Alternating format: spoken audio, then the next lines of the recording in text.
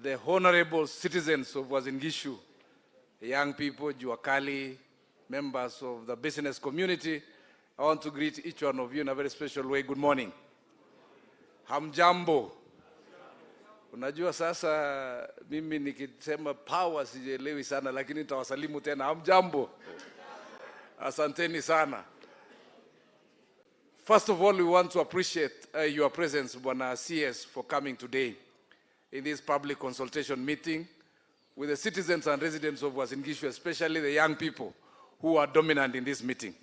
We want to really appreciate you for finding time for that. We want also to appreciate you for giving the opportunity to the honorable members who have just spoken here. And they have really aired out very important issues that we shall continue to consider and budget. I'm sure this morning when you arrived, our governor welcomed you, and we are still welcoming you to take this place and find it a home most of the time, because you've seen the kind of eloquence and excitement you create when you are here. There's a lot of excitement, so it looks like this should be your second home if you do not have a second home. So karibu sana Bwana CS, hapa kuna furaha nyingi, and looks like everybody seems to admire you.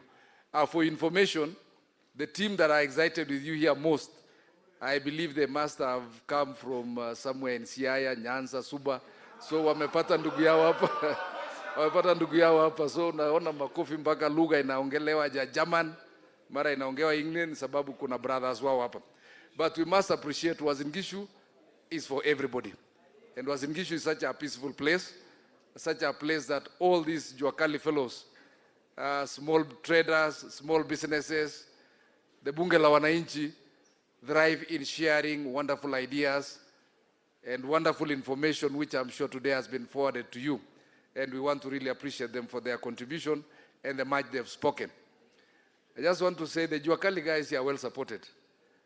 We know we're having challenges in terms of space and where they can work from.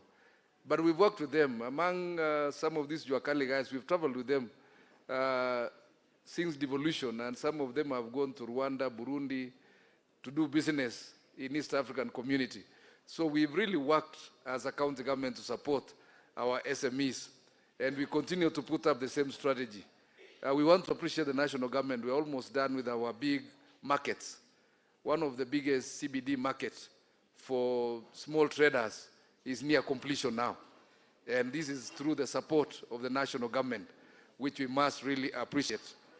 We envisage that by May this year, we shall be hosting a majority of about 6,000 traders just here. We want also to appreciate the land we passed over the national government. The export processing zone is near completion. The spaces there have been planned, and we've had several engagement on how to utilize those spaces for the business community and the manufacturing community. And the process is ongoing, so that as soon as it is handed over, we can have people taking over those spaces and do business. The the industrial aggregation centers, which was an initiative of this government, we are having it in Moiben, and it's ongoing. We envisage by August we shall have more agricultural aggregated products happening there, in addition to what the county is doing in terms of processing activities for potatoes, for animal feeds, for the coffee, which is in Tarubo. They are all ongoing. We envisage that in the middle of this year, most of these processing activities or spaces will be available ready. The markets in Kapseret is almost ready. The market in Madaru, Keses, all supported by national government.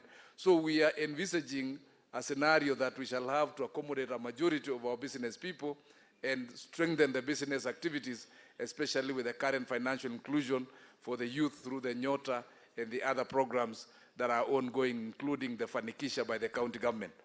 We want to appreciate Treasury, because we've seen the internal governance mechanisms being fixed in this country that have always gone haywire. That is why the cost of living has always gone so high. But this governance that you came and injected has really transformed our country. We may not tangibly see them, but practically changes are happening in this country. I know the naysayers will continue to shout, but this country is in the right trajectory, and we want to appreciate the energy you have put in Treasury to make the changes. We are sure the current activities happening be it privatization to liquidate some of the institutions that are strategically not earning us income but can be used to earn us income is very brilliant.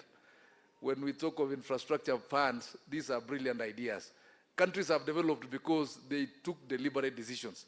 And I want to appreciate you, CS, because you people decided to be bold with the president and took deliberate decision to change this country. Otherwise, if we had not taken that and survived on the political noise, we would be going south every other time. So we want to thank you very much. Mine was just to appreciate your